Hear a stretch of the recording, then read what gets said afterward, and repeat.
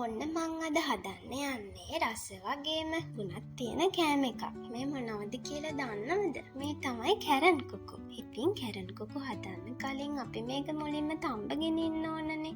ඒ නිසා මේක හොඳට සෝදලා පොඩි කෑලි වලට කපා ගන්න. කපාගෙන මේකට එකතු කරගන්න ඕන ගොරකා, ලුණු චුට්ටක්, කහ චුට්ටක්. දාලා මේකට හොඳට වතුර ටිකක් වැඩිපුර දාන්න. දාලා මේක හොඳට තම්බ ගන්න.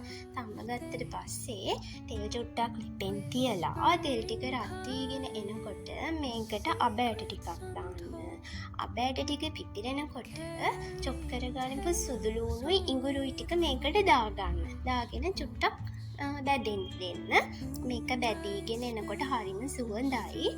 මේ වෙලාවේ තියෙනවා නම් කරපිංචා සහ රම්පේ එකතු කරගන්න ඕන. රම්පේ මට අද තිබ්බේ නැහැ. ඒ නිසා මම කරපිංචා විතරයි දැම්මේ. ඊට පස්සේ මේකට කපා ගන්නපු බී ලූණු ටික එකතු කරගෙන මේක ටෙම්පරාදු කරගන්න. ලූණු ටික මෙන්න මේ වගේ පාටට එද්දී මේකට එකතු කරගන්න ඔයාලගේ රස අනුව ලුණු, කහ, ඒ වගේම මිරිස් කුඩු. මිරිස් කුඩු ටිකක් මේකට එකතු කරගන්න. එකතු කරගෙන හොඳට කලවම් කරගන්න. මේ වෙලාවේ අමතක කරන්න එපා ලිප පොඩ්ඩක් අඩු කරලා තියාගන්න, නැත්තම් මිරිස් ටික පිච්චෙන්න බලයි. ඊට පස්සේ මේකට තම්බ ගන්නපු කැරන් කොකු ටික මේකට එකතු කරගන්න. ඊට පස්සේ මේක හොඳට කලවම් කරගන්න ඕන. හොඳට කලවම් කරගන්න. මේ වෙලාවේදී මම සෝය සෝස් චුට්ටකුත් එකතු කරනවා. ඔයාලා කැමති නම් ඒ රසට කැමති නම් විතරක් ඔයාලා එකතු කරගන්න. මේක දැම්මම රසයි ඇත්තටම. ඒ නිසා මම සෝය සෝස් චුට්ටකුත් එකතු කරගන්නවා. ඊට පස්සේ කපා ගන්නපු තක්කාලි අම මිරිසුයිත් එකතු කරගෙන මේක චුට්ටක් තැම්බෙන්න පොඩ්ඩ වෙලාවක් වහලා තියන්න ඕන. ඊට පස්සේ මේ වහලා ඇරියට පස්සේ මෙන්න මේ වගේ තමයි පේන්නේ. මේ වෙලාවෙදී ඔයාලා කැමති නම් තක්කාලි සෝස් රසට කැමති කෙනෙක් නම් තක්කාලි සෝස් චුට්ටක් එකතු කරගන්න.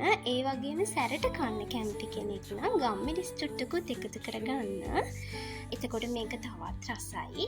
මේක ඉතින් එකතු කරගෙන කලවම් කරන්න තමයි තියෙන්නේ. ඊට පස්සේ ඉතින් ලිප් ඔෆ් කරලා කෑමට ගන්න පුළුවන්. ඇත්තට මේක හරිම රස කෑම එකක්. ඒ වගේම හරිම ගුණයි මේක.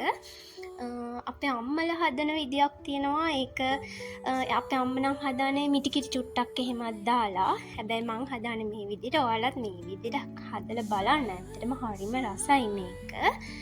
මේ දේන ඉතින් මම දවල්ට කන්න හදාගන්නපු බත් එක මේකට මම තව හදාගත්ත. ඉතින් කැරන් කොක්කු වලට මාළු ඇඹුල් තියලකුයි පරිප්පු හින්දුමකුයි තව මං හදාගත්තා බීට්‍රූට් වලින් සලාදයක්. තනියට මිරිස් කරල් දෙකකුත් බැදගත්තා. දැන් ඉතින් කන්න තමයි තියෙන්නේ. මේ කෑම එක හරිම රසයි. තව රෙසිපි එකක් අරගෙන ඉතින් ඉක්මනට මං එන්නම්. එතකන් ඔයාලා පරිස්සමින් ඉන්න. සරණ.